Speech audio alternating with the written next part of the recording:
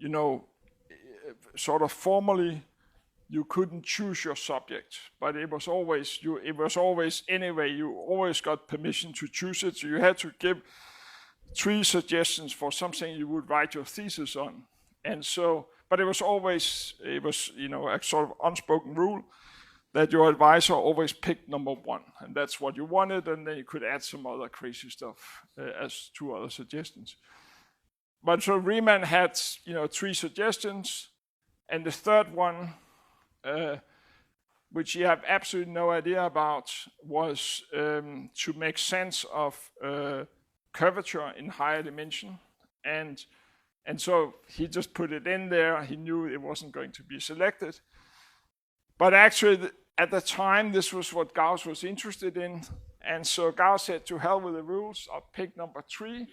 And so he had 6 months, and nobody had figured this out. You know, Gauss is considered by many the greatest mathematician of all time. And so, but after 6 months actually, so Riemann came up with something called the curvature tensor, which is this object in all dimension, and that generalized Gauss's work, and this laid the foundation for general relativity. It came, you know, many years later, you know, 70 years or so later. So that was Riemann's first. This is one of Riemann's other contributions, and there are other things that was only published, you know, a long time after his death that have had a tremendous contribution in other areas. Anyway, so this was Riemann's way of defining the integrals. Let me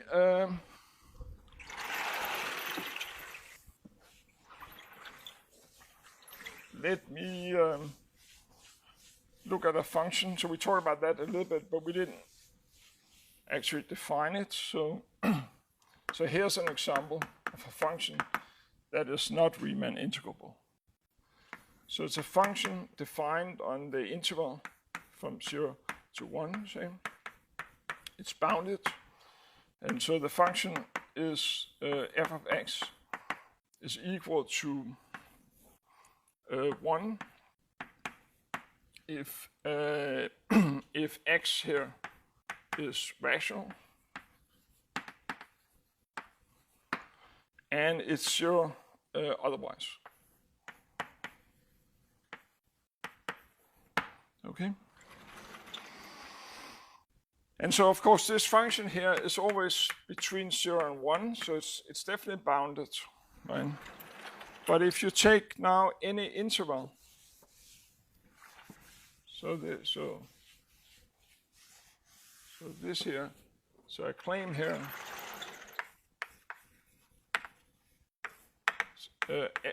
f here is not Riemann integrable.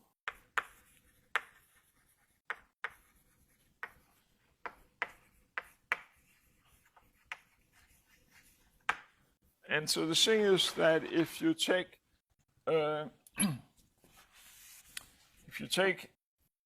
an interval like this, and you take a subpartition like that, and now you have that, and now you're looking at one of these mi. So here you have xi minus 1, and here you have xi. And so you're looking at mi. So this is some little interval like this. But on any kind of small interval, you know, if it's really a proper integral, if it's not just a point, but it's a proper interval, then there's always points that are rational and always points that are not rational, right? So this means that this here, the sup here, would have to be 1, but the inf here would be 0. Right, and so this means that for the upper, so this is just any partition, and so this means that for, if you're looking at the upper sum here, but it's now the sum of these capital Mi delta xi, this here is 1, so it's just the sum of the length of these small interval but that's just 1 because the whole interval is from 0 to 1. And likewise for the lower interval, lower sum, this is the sum here of these small mi delta xi. These here are 0, so this whole thing here is 0. So you see that this is for all partitions.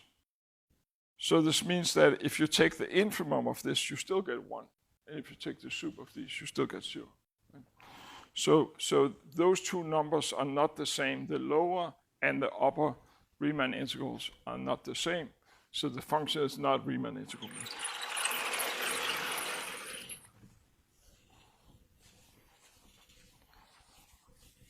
So now the next thing is, so we want to know which functions are Riemann integrable. And so here's a useful little criteria. So lemma. So you have a function again that is bounded. Then f is Riemann integrable, and again we write it like this. So it's Riemann integrable if for all epsilon greater than 0, there exists a partition P so that the upper sum, so that the upper sum minus the lower sum. Remember that this is always bigger than the lower sum if this here is less than epsilon. Okay, so if we want to check that a function is Riemann integrable, then we just need to check that for all epsilon we can find a partition with this property here. And so this is a statement that is if and only if, so I should say if and only if and only if.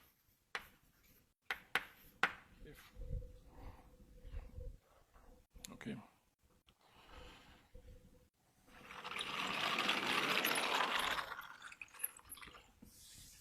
So let's try to prove that, and then we're going to use this later on to prove that a lot of functions are Riemann integrable.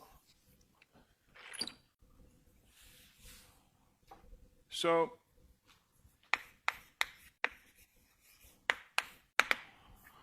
suppose that that f here, so if f here is Riemann integrable,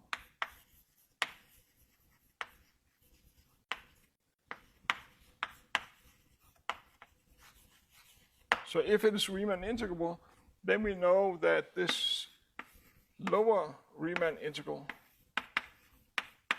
is equal to the upper Riemann integral.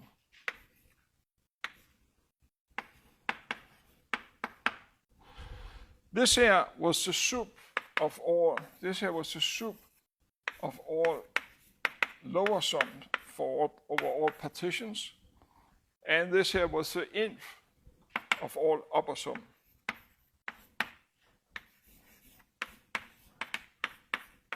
Like that, right? Over all partitions. Right? And now, so this means that, so therefore,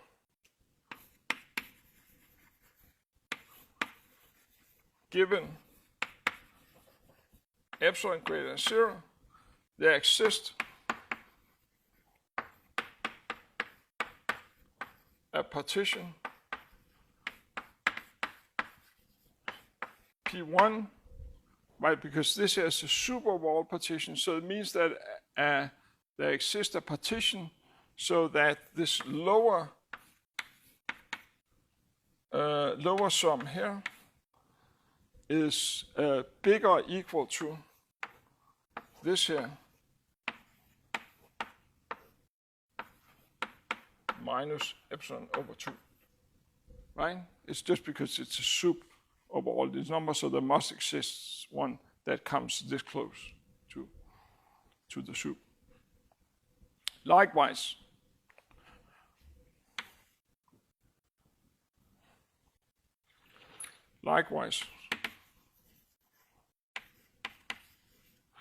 they exist. Likewise, they exist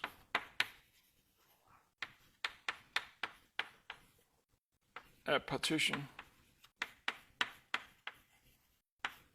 P2.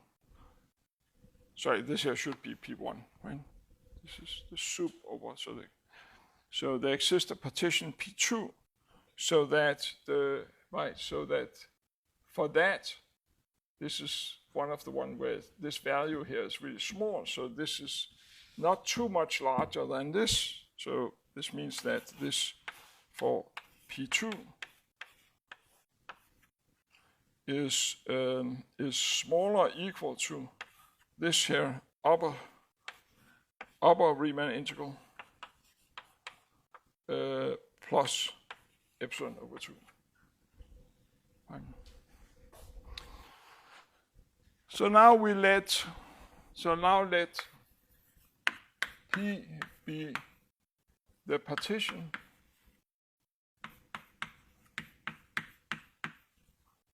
with all the dividing points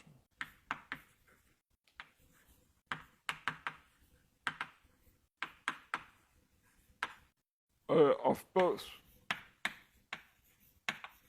P1 and P2. Right, so it has all of the dividing points on P1 together with all of the dividing points on P2. Right? But now for this partition we have that, well, this is a refinement of P1. So if it's refinement, the value here goes up.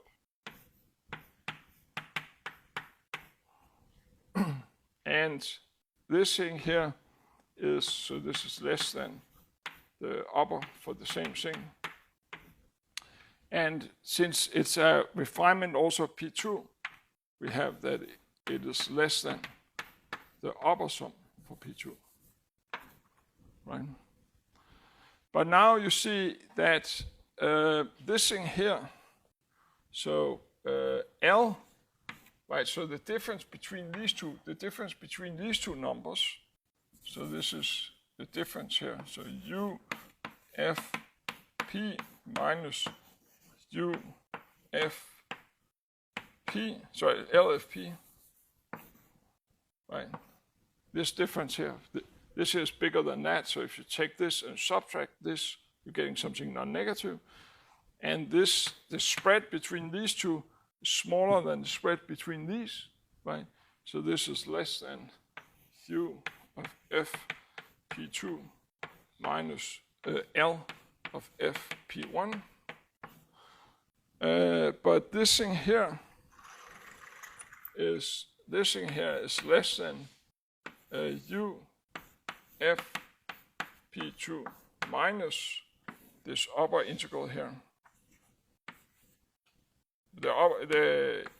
Assuming that it's Riemann integral, so the upper and lower are the same. So this thing here we can write it as this plus minus L F P1 minus the integral here. Like that, right? I'm just, subtracting and then adding back the same thing. And this one here, we already found that this here was bounded by epsilon over 2, right? This here is, remember, we're assuming that it's Riemann integrable. So this here is the same thing as when you have the upper one, right? And this thing here is also bounded by, this is actually, right, this is negative, but it's right, so this thing here is bigger or equal to maybe I should write it as, well, let me write it like this, plus, and then I can write it as the integral from a to b of f of x dx minus L f of p1, right? But this thing here was bounded by epsilon over 2 also. So epsilon over 2 plus epsilon over 2. So this is equal to epsilon, right? So, so again, if you want to test that a function is Riemann integral, you just need to find for any given epsilon, you need to be able to find a partition so that the upper sum for that partition is minus the lower sum for the same partition is less than epsilon. Okay. And so now this leads us to the next theorem. So the next theorem is that any continuous function is Riemann integrable.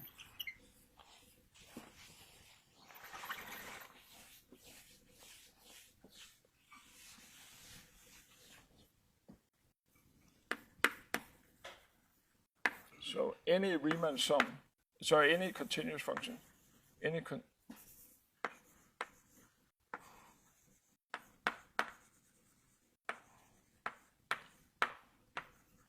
continuous function on integral like this is, a and b are real numbers, is Riemann integrable.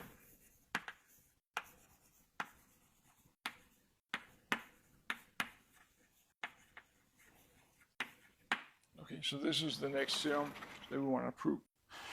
But in order to prove that, we need a tool. And so this is what's called uniformly continuous. So to show this, we need the notion of being uniformly continuous. So what is that? So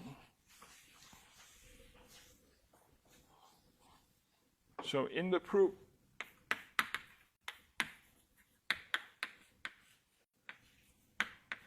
we need the notion of uniformly continuous.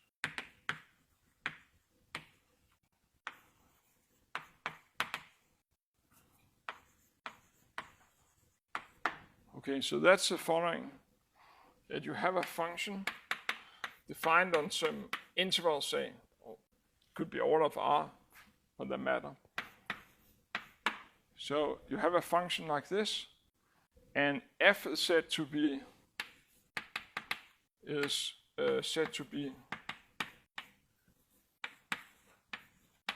uniformly continuous.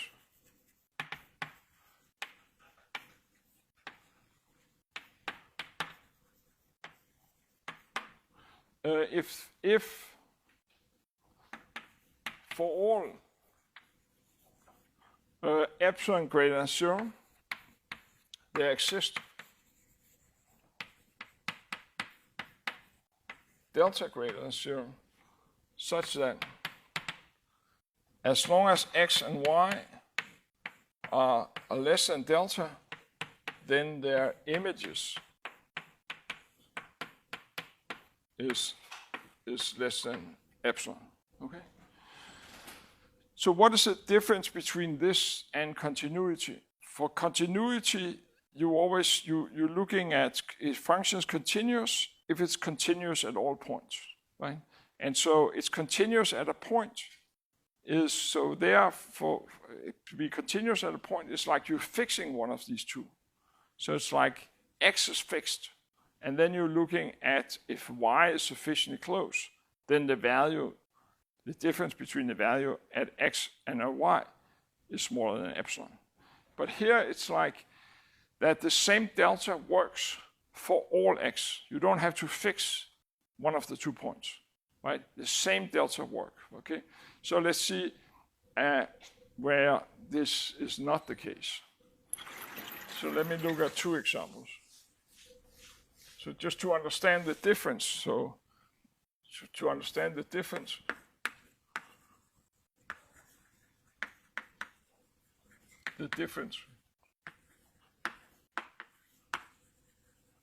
between continuity and uniform continuity. Uniform, again, refer to that x is not fixed, right? Or x0, usually we call it x0 and x. So one of the 2 points was fixed. That's and uniform means that you don't need to fix. It's like the same delta works for all x0s. Okay.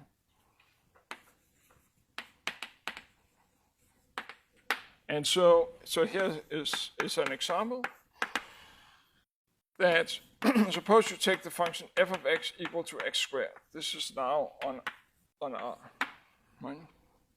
So this function, well, we already know that this function is continuous, right?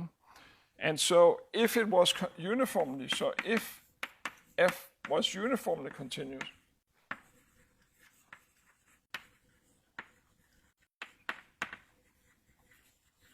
then for a given epsilon greater zero, there would exist a delta so that the value at x and the value where you say added delta, this difference here would have to be less than. If you don't like it, you could say delta over 2, right? If you want it to be strictly the difference between, but it doesn't really matter. I'll just say like that. This here would have to be the case, right? And this here would have to be the case for all x. But what is this here? This here is x plus delta squared. That's the value of the function in this. And this is the value of the function in x, right? But this thing here, the squaring out, gives you x squared plus delta squared plus 2x delta, right? And this thing here would have to be less than epsilon, right? Delta is positive, and so, sorry, this here, minus x squared would have to be less than delta epsilon, right? And so you get rid of these two. Delta is positive. So if you have this, you would definitely also have that. So this would imply that, or delta, actually this here, delta square, I guess, is positive regardless. But you would have that 2x delta here would have to be less than epsilon, right? And delta is now I'm using that delta is positive, so this here would have to be the case for all x. But if you just let x be, delta is now supposed to be, you're supposed to find some delta so that this here works for all x. So this means that delta is fixed. But if now delta x becomes incredibly large, then of course you don't have this inequality anymore. Right, so this function is not uniform continuous, right? Yeah. Because it only helps us, right? So if this here is less than that, this is positive. This means that this here surely is also less than epsilon. Okay. So that's one example. The other example is. And actually, let me draw a picture to just illustrate it. So if you take, so again, the function sort of roughly looks like this. This is f of x equal to x squared.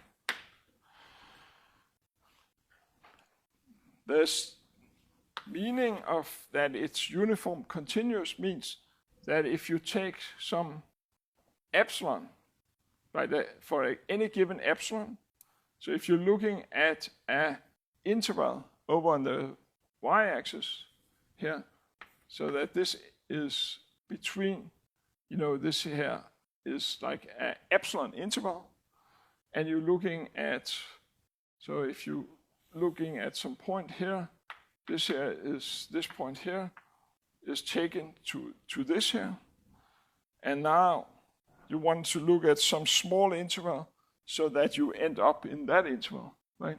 And the thing is that as you're moving further and further out, the length of that interval would have to be smaller and smaller, right?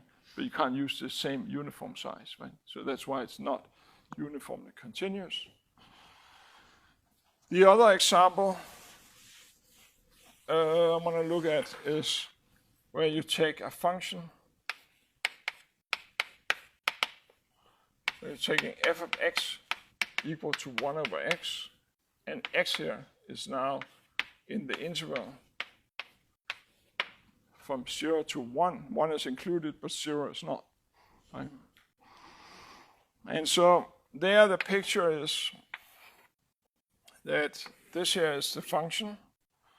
And so you see that as you're getting closer, here's 1.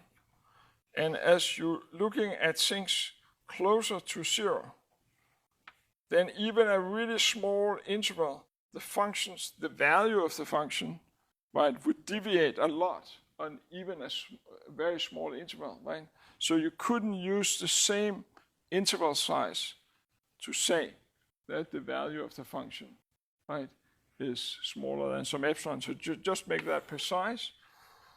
If you take a sequence xn equal to 1 over n and yn equal to 1 over 2n, then, and you're looking at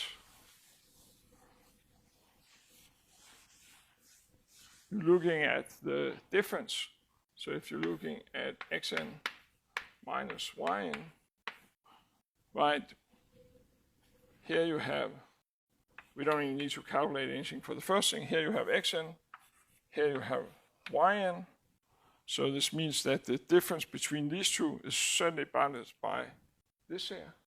So of course you always have, actually something much better, but this is actually smaller than 1 over n. And if you're now looking at the value of the function, this thing here is 1 over xn, so that's n, and f of yn is 1 over 2n, so this is 2n. So this means that f of xn minus f of yn here, this here is equal to, this difference here is equal to n, right? And so you see that you couldn't, it's not for any given epsilon. It doesn't work that if these 2 points are, it doesn't exist at delta, so that if these 2 points are delta close, then the images is at most epsilon, right? Yeah. I don't know if this is too broad of a generalization, but is that essentially just the same thing as saying that like the slope is bounded? Yeah, it's like that, right? I mean, it's sort of like that. I mean, it's not. I mean, uniform continuity doesn't require.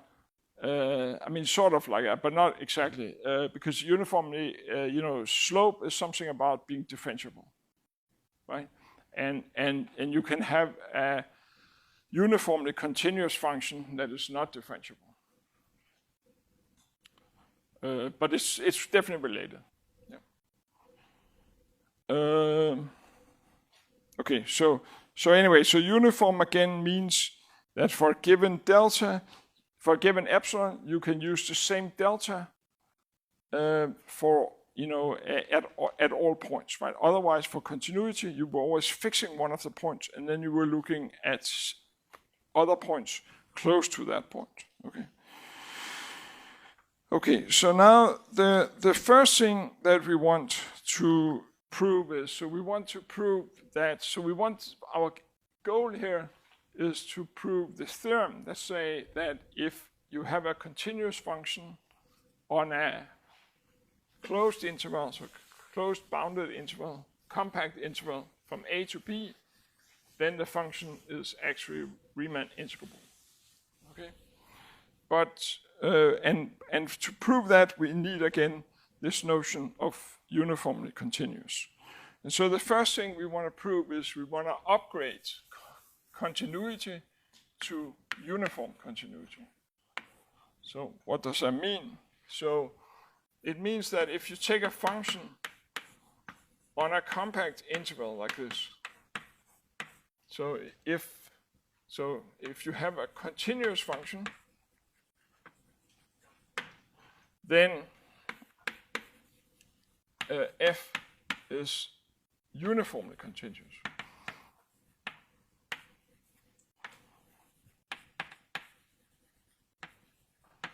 Right. So if the interval actually is compact, then a continuous function is uniformly continuous. Let's just look at the two examples we had. We had two examples. In the first one, f of x was equal to x squared, but it was defined on all of. It was continuous, of course, but the thing is, it wasn't on a compact interval. It was on all of R. In the second, this function here is also continuous, but it's not a compact interval because 0 is not included, right? Yeah. Compact in the sense It's compact. Remember that compact in that compact. You can either think about it as we talked about compact metric spaces or compact sets, right? But for a subset of the real line, right? Compact is the same as saying that it's bounded and closed, right? And so this thing here, when I'm writing it like this, a and b are real numbers, and they are both included, right? And again, like if it was like this here, then one endpoint is included, but the other one is not. So it's not actually compact, right? Okay, and so if the function here is continuous, then it's uniformly continuous. So that's what we want to prove, right? So we want to, again, if the interval is compact, then actually you get the stronger continuity. So now let's try to prove that. Suppose not.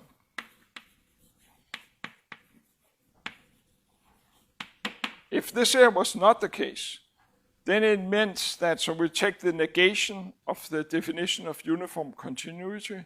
So this means that there exists an epsilon. So suppose not, then there exists epsilon greater than 0, such that no delta would work, right? Such that for all delta greater than 0, there exists x comma y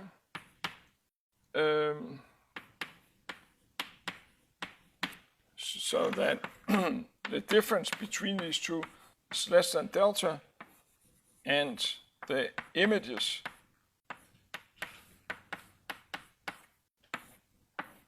is bigger or equal to epsilon, right? That's just the negation of the statement, right? But now we choose a sequence of delta, right? And so we do this, so this is for all delta. So really to take advantage of that, we look at a sequence of such delta. So we look at a sequence of such delta, and this is where, so we use this for delta equal to 1 over n, right? So n here is again a positive to natural number, like that. So this means that for each n, you have x n and you have yn. They're both in the interval from a to b. And you have that xn minus yn is less than 1 over n. And you have that the images f of xn minus f of yn is bigger or equal to epsilon. Right? Epsilon was positive, strictly positive.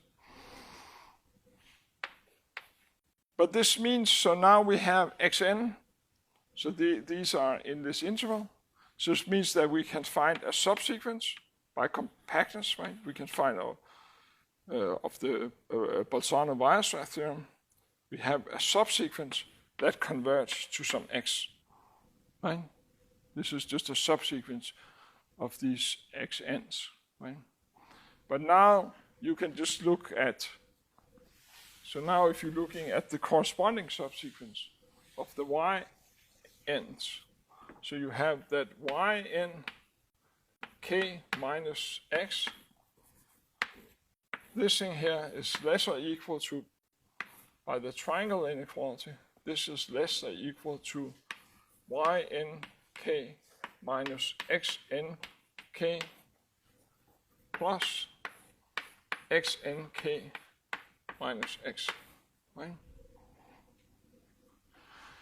And we have that this thing here, this here was less than 1 over n, and we have plus this here. But this thing here is actually over nk, sorry, nk, right?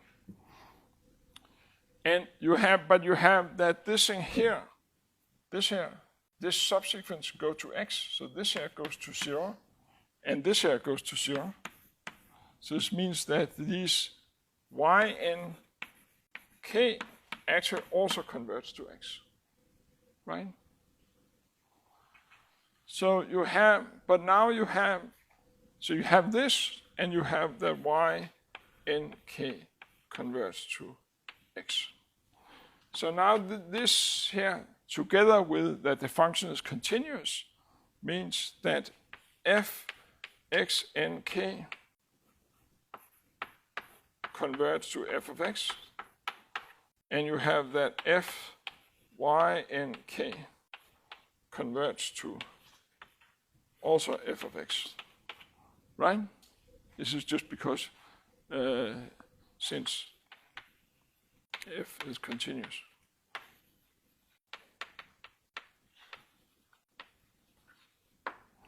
But now you just look at the, right, so now you have that, so again, f x n k converts to f of x, and this here converts to f of x. But I claim that this here, but we also have that f x n k minus f yn k. We have that this thing here is bigger or equal to epsilon, right? But then you can't have, if this here, this here is clearly a contradiction, right? Because if this here converts to that, this here converts to the same thing, then these two things here must get closer and closer together, right? But they're saying that there are some fixed thing apart, right? So that's clearly a contradiction. So this proves that if it is continuous, it's also uniformly continuous, okay? So now let's use this to prove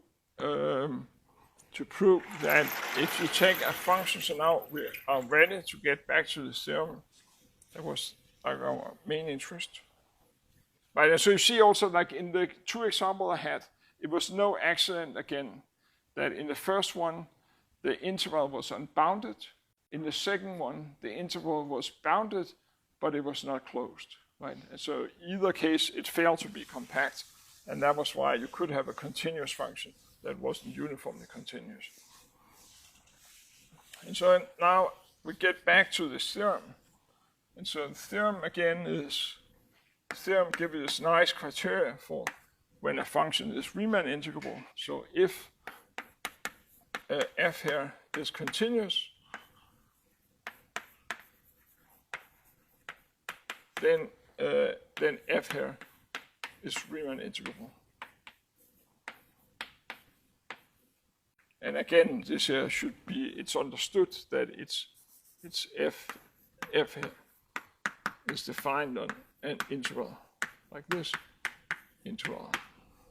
Okay. And so now the proof is like this. We showed earlier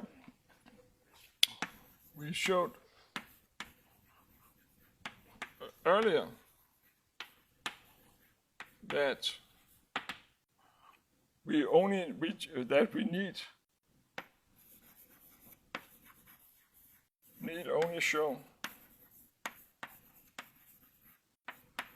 that given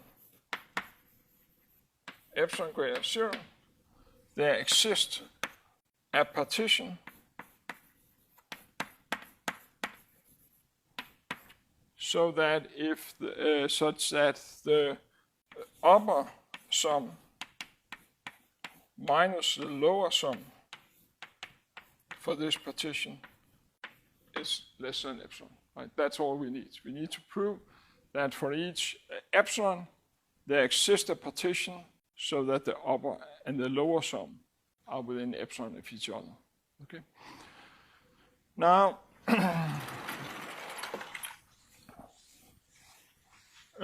so now you use now using that. So given epsilon greater than 0, since f is uniformly continuous, right? So actually we're proving that if it is continuous on this compact interval, it's also uniformly continuous.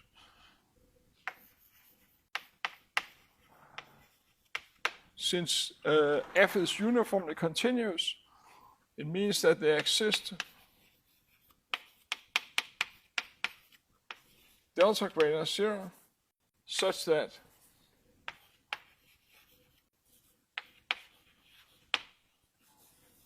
if x minus y is less than delta, then let's say delta is less than 2 delta,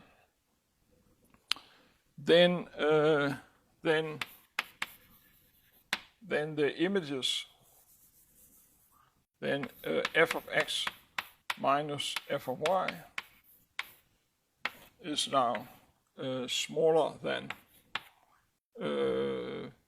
and then instead of epsilon, I'm using epsilon divided by the length of the interval. Sorry, and this would be strictly less. Okay. So now we let P here be a partition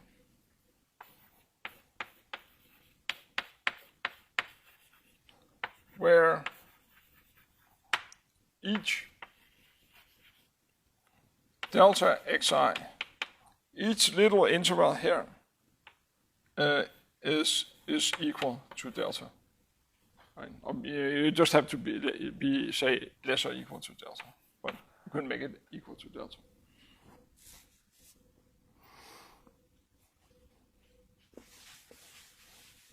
So now if this is the case, but then we have, so now if we're looking at one of these small intervals here,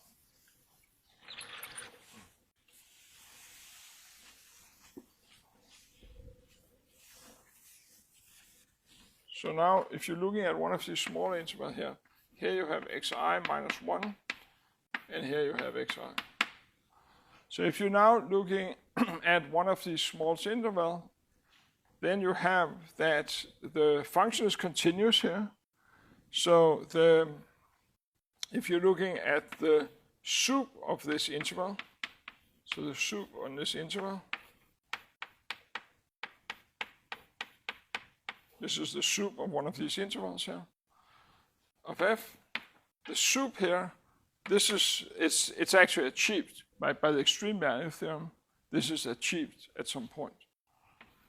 If, say, y, and maybe that's a bad one, so let's just say y, right? And likewise, on this little interval, the inf here is also achieved. And let's call that y star. So the infimum is also achieved, and that's achieved at some y star. But now this interval here have length. This here is at most delta, right? So this means that the difference in the value of any such 2 points, right? So they are actually strictly less than 2 delta. So it means that the value differ at most like this. So this means that f of y, which is actually the soup, so this here. So since it's a soup, I don't even need this here is larger than that, so I don't need to even take absolute value sign on it. But it means that the difference here is now less than epsilon over b minus a. Right?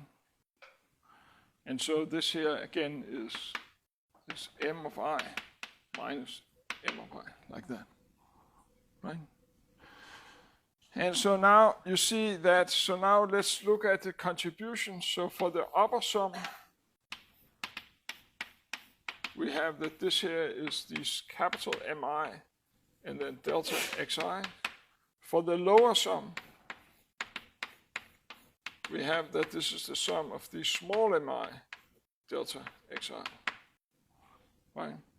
And so now let's look at the difference between these two.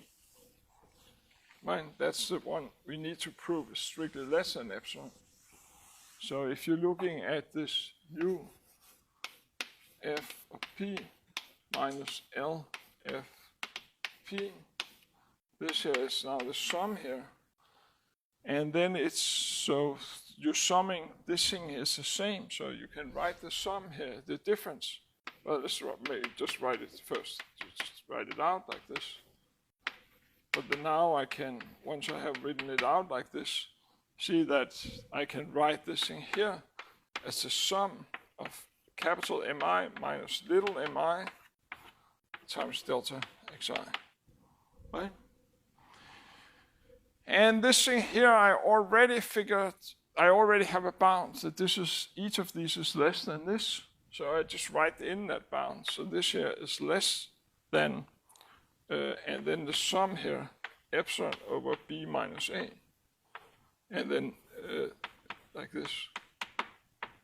But now this is just a constant, so this just, I can just take this out of the summation sign. And so I get this thing. So this is the sum of the small interval, but the sum of the small interval is the whole interval. So this is epsilon b minus a times b minus a. And so this is epsilon. Right. And so you have exactly, it's this difference here is strictly bounded by epsilon. Okay, so this proves that that if the function is continuous, then it is actually on a compact interval, then it is Riemann integrable. And now let me at least state some of the basic formulas for Riemann integrals. And so maybe we might prove some of these next time.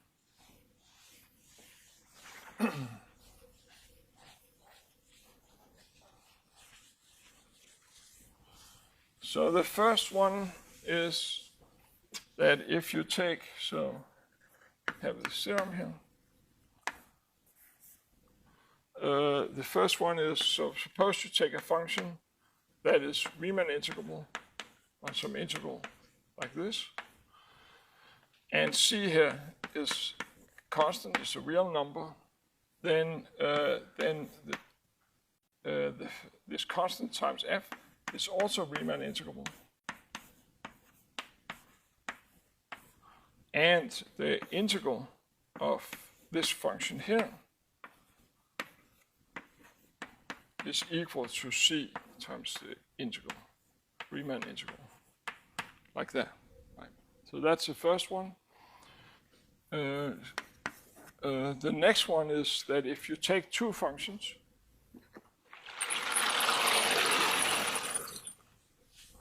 f and g. Suppose you take two functions, f and g, that are Riemann integral.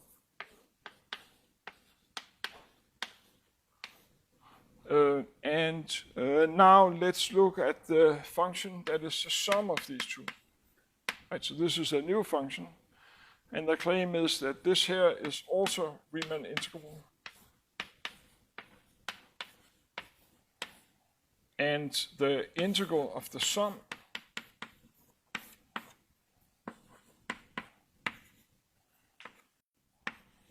is the sum of the integrals. Oops.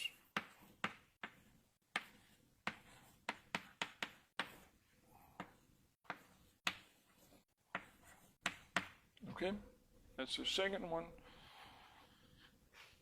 And the third one is that, so the third one is that if you take a function, two functions, again, they are both Riemann integrable, and you have that f here is less or equal to g, then the Riemann integral of f is less or equal to the Riemann integral of g. Like that. And the fourth rule is that the fourth rule is a little bit different. So this is if you split the interval. So the fourth rule is like this. Again, I will prove some of them, not all of them, but I'll prove some of them next time. But not all of them. I won't prove the first one for sure. So the fourth is that if you take, so imagine, so you have this interval here from A to B, but imagine that, so here you have A, here you have B. Imagine that C is somewhere in between A and B. And suppose that you have a function that is Riemann integral on this interval. Then the claim is that then if you take the function and you restrict it to either this interval or that interval, it's still Riemann integrable.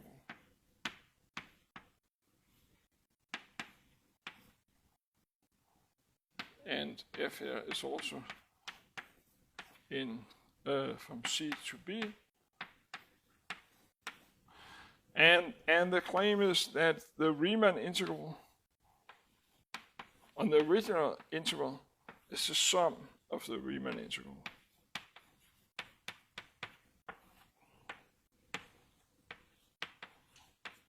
Okay, like that. Okay.